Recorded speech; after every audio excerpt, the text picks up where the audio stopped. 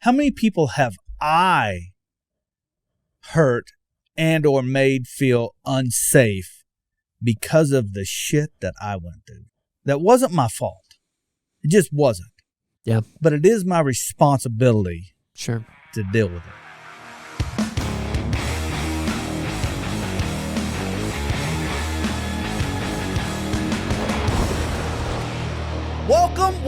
Welcome to yet another episode. We're still going strong. Kosmo Unfiltered. Fix you first. So, yeah, this is gonna be a good one. This one I learned this one. The hard and the heavy. Hard and heavy. Heavyweight. Dang. Yeah. So okay. Well, hey, I want to thank everybody that's joining us. However you got here, we want to say a huge thank you. We appreciate you. We love you. And as always, we don't charge for these episodes. We do them for free. No ads. No. What else? Ads and what? Sponsors. None of that. Commercials, ads, sponsors, breaks. None of that. Yeah, none of that. So we do ask one favor.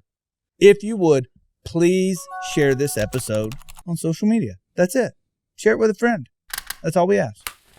Tag us at Kosmo Unfiltered. We would love to hear from you. And without further ado, let's just jump right in. Boom. Fix yourself first. This first one is kind of for me. I did write, this may hurt some of you a little, but this is actually what hurt me a little bit. I believed that I'm a fixer. I'm a fixer by nature. Something breaks. If somebody has a problem, I will jump in and help them fix it. And I thought that I needed to fix everybody else. Natural. And they didn't have to ask for help. They were just wanting to talk. And as they talked, I would just jump right in and, start fixing in my way. I'm sure you see me do it, Wes. I'll plead the fifth on that. Okay. Just right to remain silent. But it actually, it was later in life that, probably about 5 years ago. Maybe. Yeah, it's been about 5 years. I remember one time my wife, I don't remember what we were going through. I don't think we were married yet. Something was going on that was like, it was real heavy. It was making her sad. I knew that. We all knew it. It wasn't anything that I did, mm-hmm. But I remember her telling me, we weren't fighting. She wasn't upset. She was just like, hey, I just want you to know that I don't need you to fix this. I was like, you don't? Are you sure? She didn't interrupt me to tell me that. It was just like not let me off the hook, but just like, hey, I know you probably feel like you should, and you have these expectations of yourself, but like this can't be fixed. I don't need you to do that. Yeah. Like I just need you to just hang out. Yeah. Which was almost addressing a little bit of like you said, I do want to fix things. And at that point, I'd be like, okay, so what do you need me to do? Yeah, what do you want me to do? Well, she was good to say, like, just let trust the process. Okay. I don't know what to do with my hands. I don't know what to do. What do I do? You like a wrench in each hand, but what should I do with these? And that goes back to say, for those of you that want to fix other people, you got to fix yourself first. No, you do. It was you got to fix yourself first. Well, yeah. And by fix yourself, I mean, you got to deal with the trauma that you have in your life. Because you probably have it. And we all do. Yeah. They say that even the trauma of being born can affect people. Oh, yeah. They talk about babies, too, when if they live in like a real loud environment, that makes them like a thumb sucker, or they rock. You know what I mean? Like, cause self-soothe. Yeah, they try to self-soothe real early because they're and they may not be from like an abusive anything, right. But just if it's just loud and stimulate, like they figure out how to.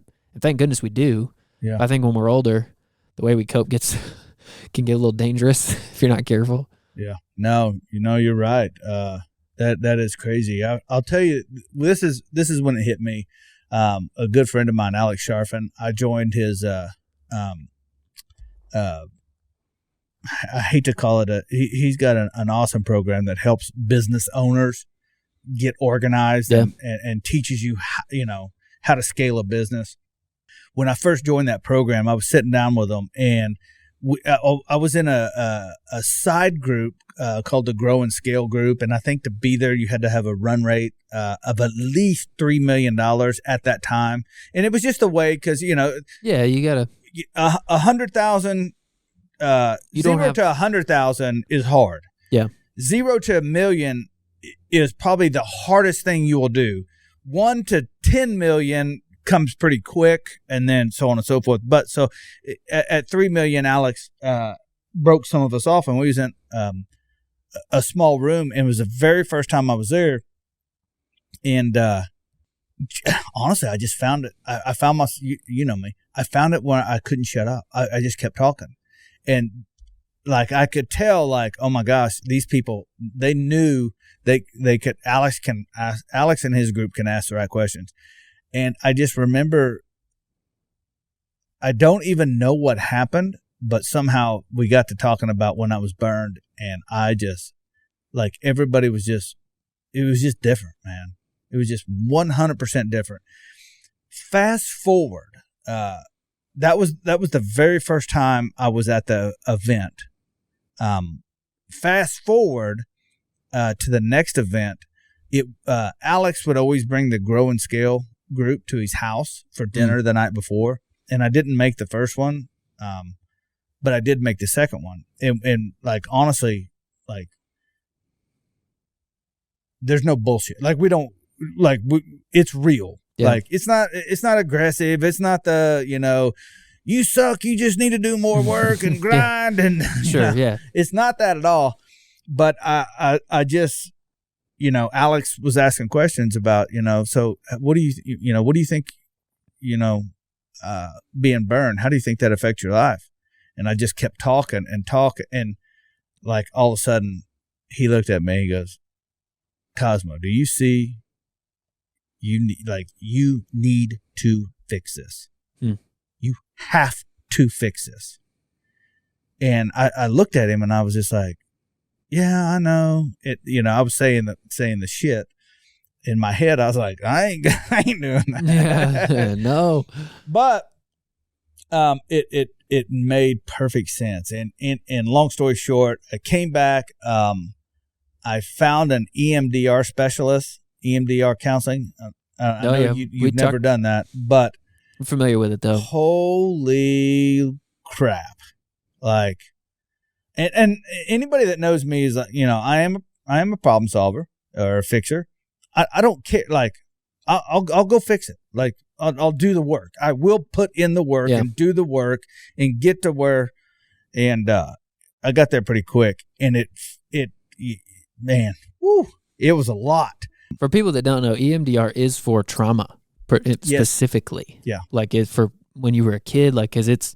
Your brain, defense mechanism, your brain shuts it off. Like, you don't, you can't access it. Yeah. And when EMDR kind of helps you get there, but it's guided. It's like they help you. Yeah, it's like a guided meditation / psychedelic, because you got these handheld things in your hand, and what it is like one will vibrate and the other will vibrate. So it's a back and forth, like on, off. So they're constantly switching back and forth.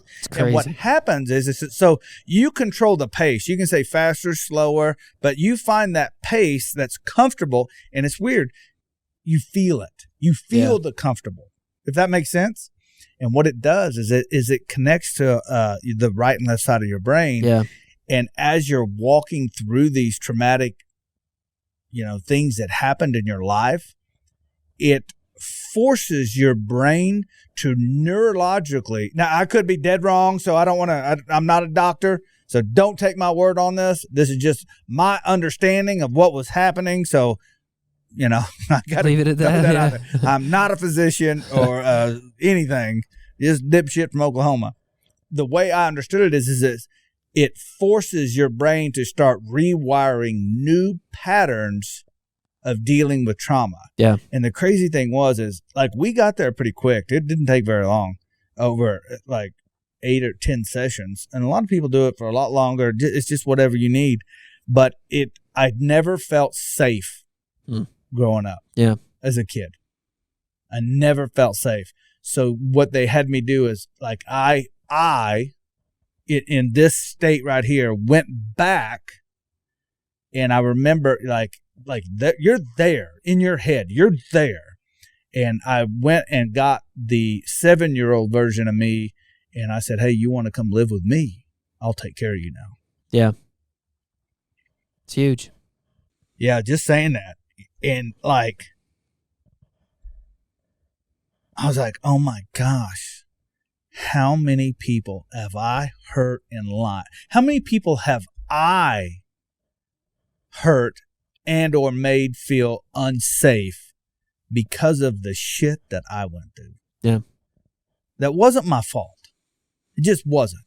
Yeah. But it is my responsibility. Sure. To deal with it. And man, you owe it to yourself to get that perspective too on just your life. I'm not saying you in particular. I'm saying anybody. Like just because that whole because on the other side of that, like in my head, I just envisioned dropping like 200-pound sacks of potatoes. Yeah. Like you don't need to carry that. No, you can't. You can't. That's why you fix yourself first. Yeah, that's good. And you've heard this saying, hurt people hurt people. They do. And I'm gonna tell you right now, like that sounds cliche. It sounds like, it just sounds like some, douchey, shirt or, whatever. But it's 1,000% factual. And you don't even know you're probably doing it. And that's why you got to fix yourself first. Whatever that is, you have trauma in your life, whatever it may be. I don't know. Everybody's different. And there's something. There's something there. Maybe you don't want to label it as trauma. Maybe whatever you want to call it. There is something there that you either intentionally or unintentionally aren't addressing. Yeah. Right, let's just call a spade a spade. And if it takes, Wes and I to sit here and say, you have the permission to fix it. You have the permission to feel, vulnerable. Okay, whatever. Yeah. But all I ask is just take one step. You don't have to know all the steps. Just take that one step, because on the other side of this is obviously going to be a better life for you, but for those around you too. Your spouse, your kids. Yeah, everybody. If I wish I could have done this when my kids were at home, because I'm sure I've said it in other episodes. I wasn't the best person growing up. I mean, I wasn't a criminal by any stretch. Hindsight's 20/20 though. Yeah, hindsight's 20/20. Yeah. And knowing what I know now, and now that I now that when you start seeing it in other people, when Alex saw that in me, and I thought to myself, this guy doesn't know what he's talking about. Sure. And you can talk yourself out of it for sure. It was so loud in me that a guy I met twice saw it. Yeah. It's good. So, thank you, Mr. Alex Sharfin. Great dude. Have you ever listened to his podcast? I have a couple times. I like his crisis breathing. I still go back to that. Oh, man. On YouTube. Yeah. It's down there. You can find it. That's good exercise. He has an amazing podcast, and they're short, 10 to 15 minutes. And like, and especially if you're in business, it doesn't even matter if you're in business, honestly, but if you are in business, it's even that much more valuable. He's one of the sharpest business guys I've ever met in my life. Yeah. Ever. So cool. Awesome, man. Hey, I want to thank everybody for watching. However you got here, if you like what we're doing, please do us a favor. Share this with a friend. Tag us at Kosmo Unfiltered and leave us a comment down below. What do you think of this episode? Lay it on us. Lay it on us. All right, man. I'll catch you in the next episode. Peace.